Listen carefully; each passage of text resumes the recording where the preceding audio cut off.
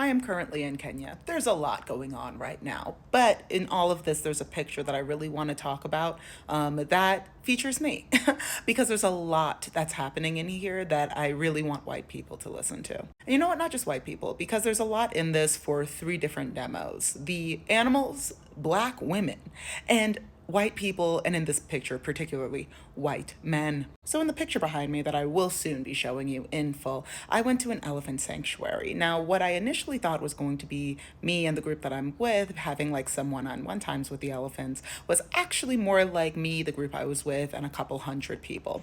It's fine. It was whatever. I have always felt very connected to elephants. Everything about them just really brings me to tears. I have a tattoo of them. I'm getting another tattoo of them while I'm here, and I have just always felt very, very like spiritually connected to them. So me being on the continent has meant a lot to me. So being especially around these elephant babies and teenagers that have experienced so much trauma, and learning their stories meant a lot to me. So when I had the opportunity to be around them, had to jump for it. Now, what I was not expecting was to feel like the chosen one with the babies. Now, I do need everybody to know that I was hysterically crying. Not hysterically. It wasn't full-blown Viola Davis, but it was like the glory tears that Lupita did in her Hot Ones episode from the moment that I got into the sanctuary. And then moments like this happened. So this little buddy, uh-oh, it's kind of loud by me. I'm going to move away from the window. So you could kind of see here, like he's holding my hand. We're just kind of having like a really nice moment. I had the chance to like, some of the elephants approached me and I actually got to like talk to them a little bit. There was a much larger elephant that I'm assuming was like a teenager, and it looked me like dead in my eyes, and we were like right here. And I was just kind of like, and I just started like petting his face. I was like, "You're just beautiful." And then I saw his eyes lock and I was like, "Can you hear me?" Now the answer was yes, but obviously he does not speak English. So I had this baby elephant is like he's trying to get underneath the rope to get to me actually. And I'm just literally just talking to him. And we were having just like the softest, really beautiful connective moment. And one of the people that I was with was happening to take pictures. And then I don't know if you could tell, but this white man starts to insert himself into this very genuine moment. Now, there's people surrounding me. They're all taking time. They're all just observing that this is happening. And then a white man decides to insert himself into this moment. White people, hear me. Not every moment is for you. And that's okay. White people, hear me. When you see Black and Indigenous people, especially Black and Indigenous people that are having their homecoming moments, whether they are from the continent, from the area, when they are having a genuine spiritual experience, that you are privileged enough to be around, you do not have to physically, verbally, whatever ways, insert yourself into the moment. Now, there was also a video that so this baby elephant, because like everybody was just kind of like hoarding around him. And then by the time I got to him, I was just like, "Hey baby, are you tired? It's okay if you're tired. You could just let us know." And I kid you not, as I was saying this, the baby elephant made its way underneath the rope and tried to lay on my lap. The keeper made like a jump forward and was like, "No, oh no." And I was like, "No, it's okay, it's okay." But he did like get the baby elephant up off me. I could understand the legal ramifications of, and yes, I did leave with a bloody knee, but my God, it was worth it.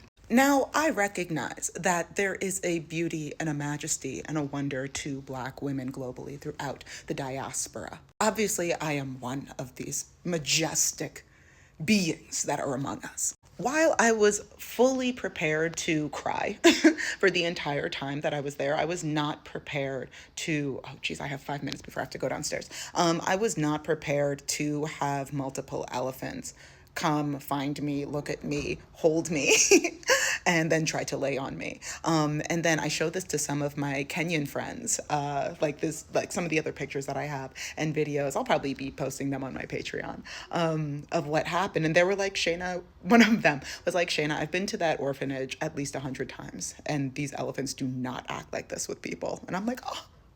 Immediately started crying again. Now, obviously, I'm not saying this as a monolith. I am not saying this as we are the magical Negroes. I am not saying that there are not problematic Black women. We all know Candace Owens. I am also saying that the spiritual connection that I felt to these elephants and that I was able to share with this baby. Now, it's also important to see, you could kind of see it in this corner. This baby was protected by two much larger elephants, not related to the baby at all, but it was giving big cousin. I also have some pictures of them truly guarding this baby the entire time. So the fact that they let this baby not just get this close to me, but also they did not flinch when this baby bulldozed his way underneath the rope to try to get to me. I was like, the there is a connection to nature that I didn't quite understand until I spent time with the Zapotec people, specifically Zapotec women in rural Oaxaca, Mexico, and the connection to nature and the deep spiritual connection to the ground and the plants and the wildlife that brought me the way that I'm just crying all the time at my job.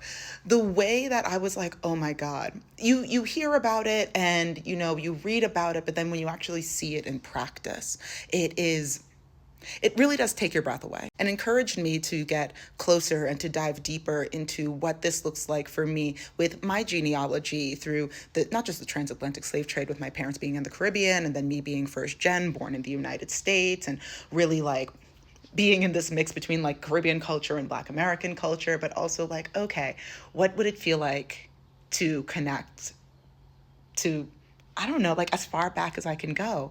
And the way that every time I've been to Africa twice now is the second time, but every time I come to Africa, I can't stop crying.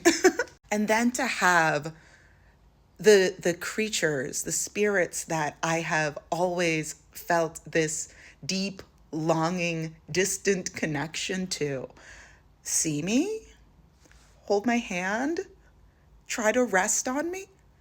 I'm not gonna cry again. I just want to say, and I say this all the time, but my God, this day hit different. Black women, we are so loved. My God, we are so loved. Oh, I'm not gonna cry again. And people might try to interject themselves, interject their wants, their desires, their thirst for the attention, for the majesty, that the community that we are able to build. They might try to forcefully interject themselves into this to distract from the connection, both you and spirit. Don't let them. People are hungry for what we have. People will force their way into spaces where they are not supposed to be to have an ounce of what we have. Do not let them. Now, I'm not saying white people are not allowed in spaces. I'm not saying that I got white friends. I am saying that, wait, let me word this right, that there should be a respect and a reverency when you are entering into sacred community. And let this picture be proof that some people know what it is, because there's a lot of people around me who knew what it is, and some people who don't. Do not let them break the connection, the forward momentum. That is all. I'm already late. I gotta go. Bye.